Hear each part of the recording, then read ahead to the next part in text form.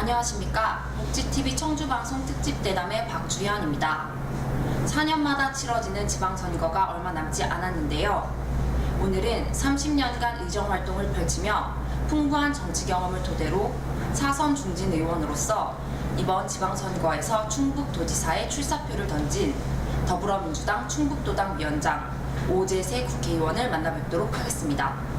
안녕하세요. 네, 안녕하세요. 먼저 복지TV 시청자 여러분들께 한 말씀 부탁드립니다. 네, 안녕하십니까. 복지TV 시청자 여러분, 안녕하십니까. 새해를 맞이했습니다. 새해 복 많이 받으시고 금년에 뜻하시는 일이 모두 다 잘 순조롭게 이루어지시기를 기원드리겠습니다. 네, 오는 6월 13일 제7회 지방 동시선거를 앞두고 출마 선언이 본물을 이루고 있는 가운데 오 의원님께서 최근 도지사 선거 출마를 공식 선언하셨는데요.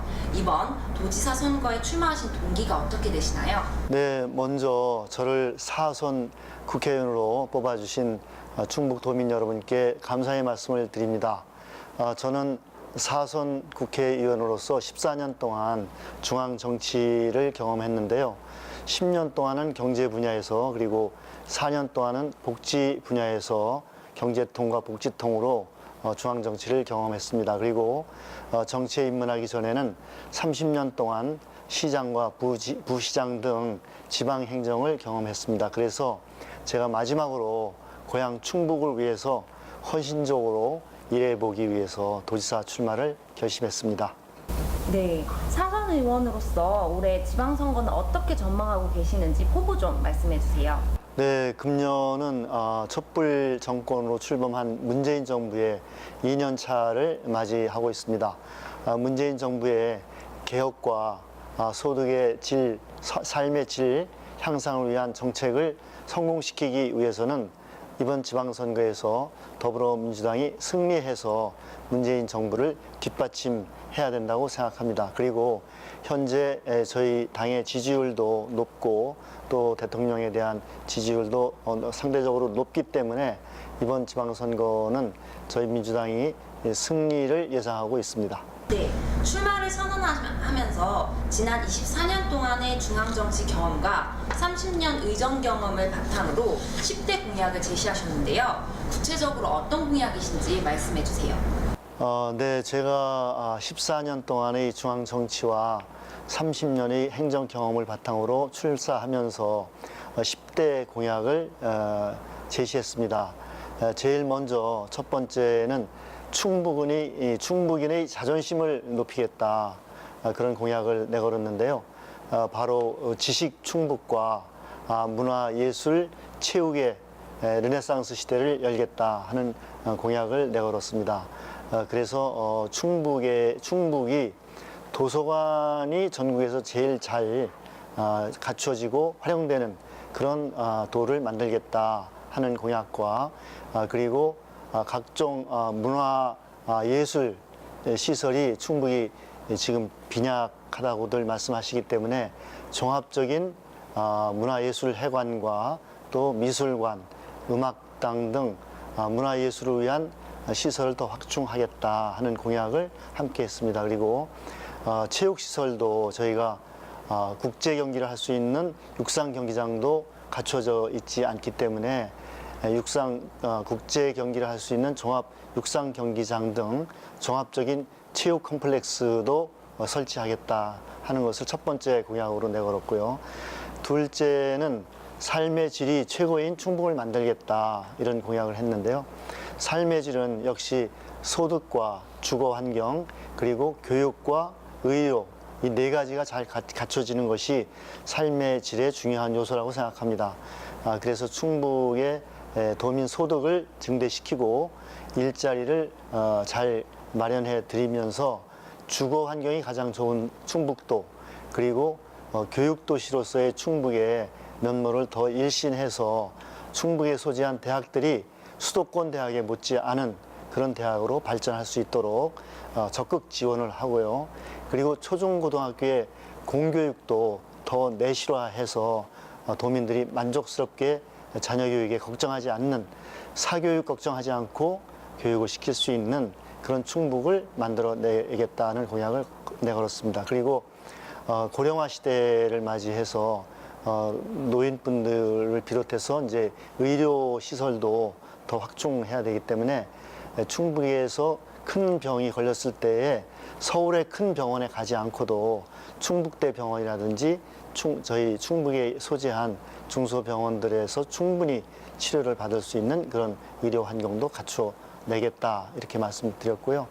그 외에 이제 복지를 더 확충하고 또 안전한 충북을 만들어내고 또 오송에 대한 천복 의료복합단지의 개발과 또 전국의 중심지에 있기 때문에 여러 가지 컨벤션 산업이라든지 화장품 그런 대형 매장도 설치해서 오송이 전국에서 찾아오는 그런 신도시로 개발하겠다 하는 공약과 또 청주공항을 대대적으로 확충을 해서 아시아의 기반 공항으로 발전시키고 청주를 모기지로 하는 저비용 항공사도 반드시 유치하겠다 이렇게 공약을 했습니다. 그리고 이제 충북의 남부권, 중부권, 북부권을 각각 특성 있게 개발을 하고 남부권에 여러 농산 특화단지 그리고 중부권에는 혁신도시를 비롯한 많은 기업 유치 그리고 충주 제천 단양은 수려한 풍광을 중심으로 한 관광 단지로 대대적으로 개발해서 인구가 늘지 않는 대신 관광객이 많이 와서 주민 소득과 지역 발전을 이룰 수 있는 그런 종합적인 발전을 시켜야 되겠다 이런 공약들을 내걸었습니다. 네, 출마자 중에서는 지키지도 못할 공약을 이렇게 남발하는 경우도 있는데요. 위원님께서는 10대 공약 모두 실천 가능하다고 보시는지? 네, 뭐 기본적으로 충북인의 자존심을 높이고 삶의 질을 높이는 일은 반드시 이루어내야 될 일이라고 생각하고요. 그리고 문화예술 체육 시설과 또 오송, 공항 이런 일들은 반드시 이루어내야 될 일이고 또 할 수 있다고 생각합니다. 네, 의원님 생각대로 공약에 대한 자신감이 넘치시는데요. 무엇보다도 복지 공약에 관심이 많이 가는데 소외계층과 더불어 사는 충북 그리고 장애인의 복지 증진을 위해서 도지사의 역할은 무엇이라고 생각하시나요? 네, 제가 보건복지위원장도 하고 현재도 복지위원으로 있습니다마는 나라다운 나라라고 하면 국민의 삶을 책임지는 것이 나라가 해야 될 가장 중요한 일이라고 생각하고 그런 의미에서 복지국가가 반드시 돼야 된다. 그리고 복지국가에서는 가장 취약한 부분이 바로 노인 빈곤과 장애인들의 어려움이 가장 해결해야 될 복지의 최우선순위라고 생각합니다. 그래서 빈곤층이 가장 많은 장애인과 노인층에 대한 복지를 더 확충을 해서 이분들이 안심하고 생활할 수 있는 소득을 보장하는 그런 일자리와 복지를 확충해야 된다. 그렇게 말씀드리고요.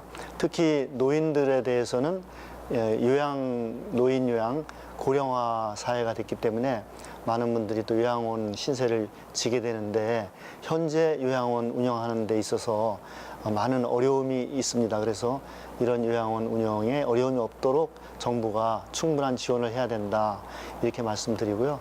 장애인 복지도 마찬가지입니다. 많이 지금 장애인 일자리라든지 여러 가지 재활, 자립시설 하는 데 대한 기반이 부족하기 때문에 그런 부분 그리고 또 장애인에 대한 차별이 절대 일어나지 않는 그런 장애인 차별을 꼭 하지 않도록 하는 그런 것들에 대한 더욱더 정책적인 지원이 필요하다고 생각합니다. 그리고 보육 문제도 현재 어린이집과 보육원 교사들이나 원장들이 그 운영에 상당한 어려움을 겪고 있습니다. 그래서 보육료가 지금 계속 동결돼 있기 때문에 적자라든지 뭐 월급을 주지 못해서 은행에서 차입해서 월급을 주는 상황도 벌어지고 있거든요.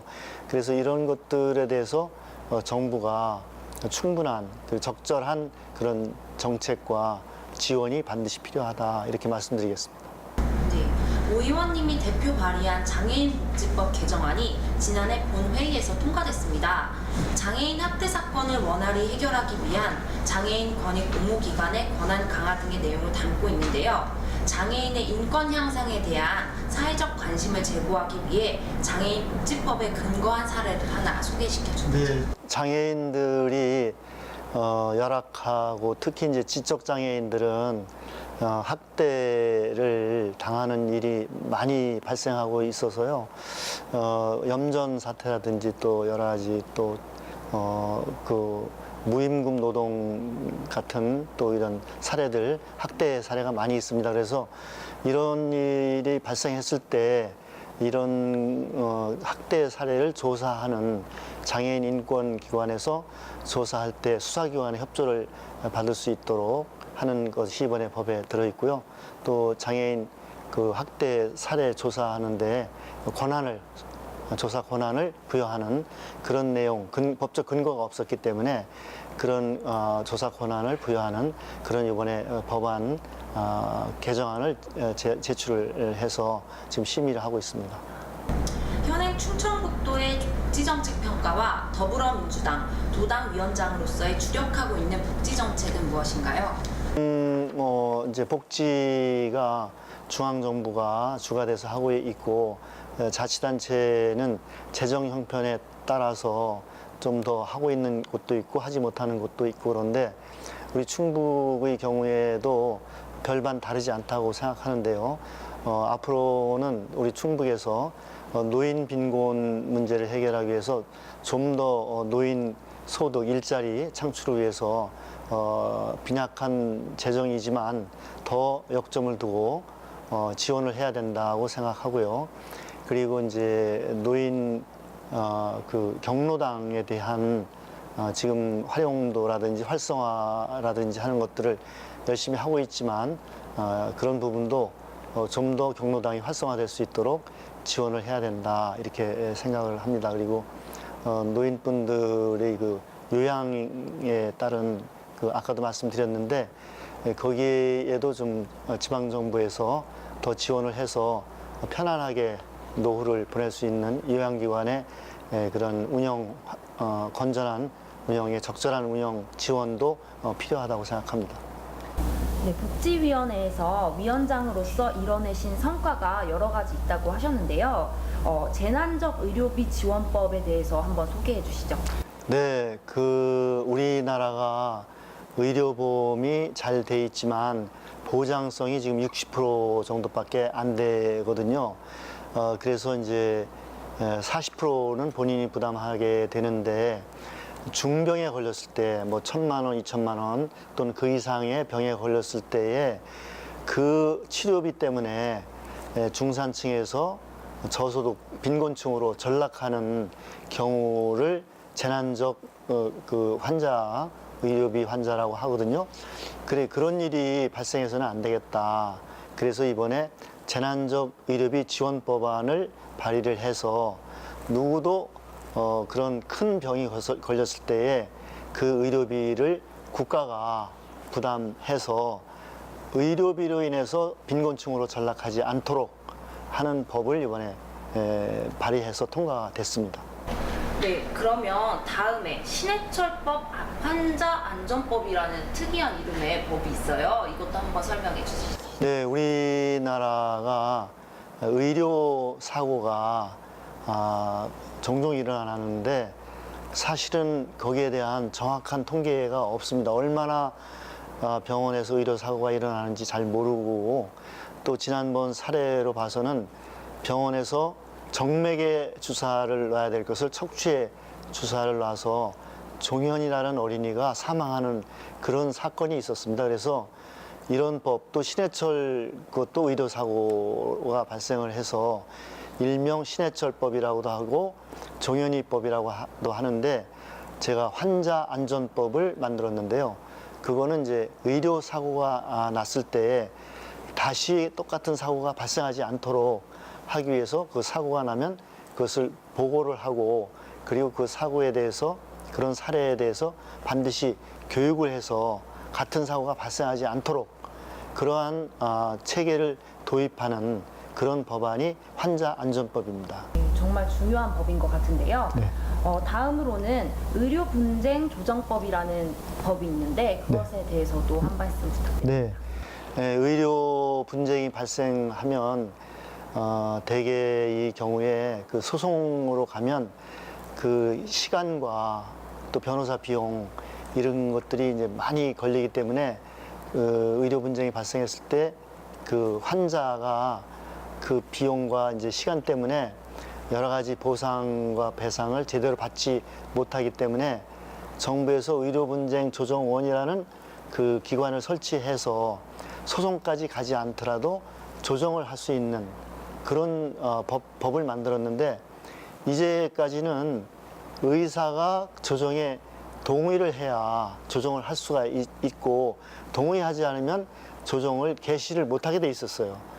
그래서 제가 이번에 중대한 의료 사고, 사망을 하거나 또는 굉장한 중증 그런 경우에는 의사가 동의하지 않더라도 자동적으로 분쟁 조정을 할 수 있는 그런 법을 이번에 개정을 해서 앞으로 좀 더 쉽게 의료 분쟁을 받을 수 있도록 그렇게 했는데, 그런 다음에 의료 분쟁 조정원의 그 분쟁 조정 건수가 대폭 늘어났습니다. 그래서 아주 유효한 그런 성과를 냈다고 말씀드릴 수 있습니다.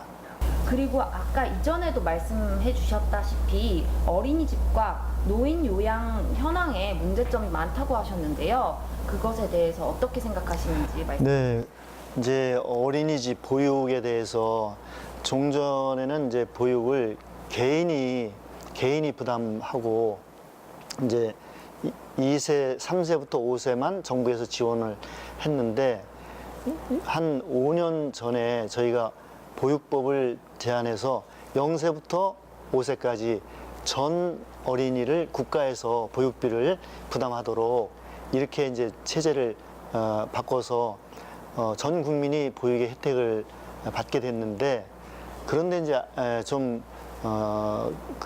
문제가 뭔가 하면 국가에서 보육비를 다 지불하다 보니까 이제는 그 원장들과 교사들의 처우가 오히려 그 열악해진 겁니다. 그러니까 보육비가 국가에서 정해놓다 보니까 거기에서 교사에 대한 인건비와 또 원 운영에 대한 운영비가 충분히 정부가 예산 지원이 안 되기 때문에 무상보육을 통해서 국민들은 혜택을 많이 보는데, 막상 보육을 담당하고 있는 원장과 교사들은 더 처우가 열악해진 그런 문제가 지금 발생하고 있어서 정부가 이 보육을 제대로 하려면 국민에 대한 그 보육 부담을 덜어주는 것도 필요하지만, 그 담당하고 있는 원장과 교사들이 마음 놓고 어린이를 책임질 수 있도록 처우를 개선해야 된다 하는 것이 지금 과제로 되어 있습니다. 그래서 이 문제를 보건복지부와 기획재정부에 충분히 설명을 해서 우리나라 보육이 부모들이 안심하고 아이를 어린이집에 맡길 수 있도록 그렇게 개선돼야 된다 하는 말씀을 드리겠습니다.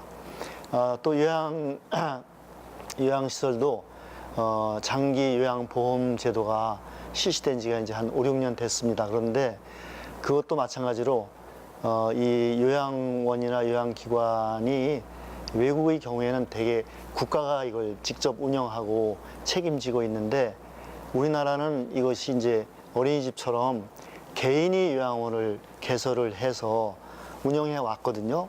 그랬는데 이것도 그 요양비를 이제 장기 요양보험에서 지불하다 보니까 어린이집 경우와 마찬가지로 그 요양료를 개인이 부담하는 것이 이제 정부가 건강보험에서 부담을 하게 되다 보니까 요양원을 운영하는 분들이 어려워졌습니다. 그러니까 어르신들은 혜택을 더 많이 보게 됐는데, 역으로 이제 요양원과 그 간병사 분들의 처우가 열악해지는 그런 문제가 생기고, 요양원을 개설하는 분은 자기 돈으로 이제 개설을 했는데 막상 정부가 주는 요양료가 너무 이제 수준에 안 맞으니까 자기 운영이 어려워진 거예요.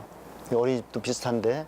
그래서 이런 문제에 대한 그 요양원 하시는 분들의 어려움에 대한 그런 그 호소가 많습니다. 그래서 정부가 이 문제도 국가에서 요양기관을 운영하는 것과 같은 수준으로 운영할 수 있도록 운영비와 인건비에 대해서도 적절한 예산을 책정해서 지원해야 된다 하는 말씀을 드리는 겁니다.